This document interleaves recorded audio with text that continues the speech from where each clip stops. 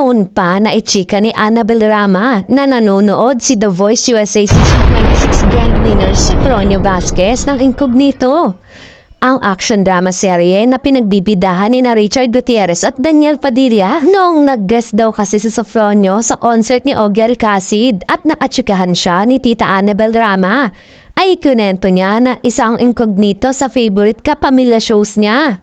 At sa press con niya after ng kanyang contract signing bilang newest talent ng Star Magic Management Division ng ABS-CBN Studios.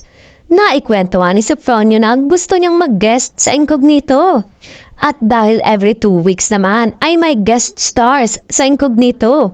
Aba, posible ngang magsama sila ni Richard. Ayon pa sa kwento, ay kinulit daw si Richard para sabihin sa mga taga-creatives ng Incognito na bigyan ng guest role si Sofronio.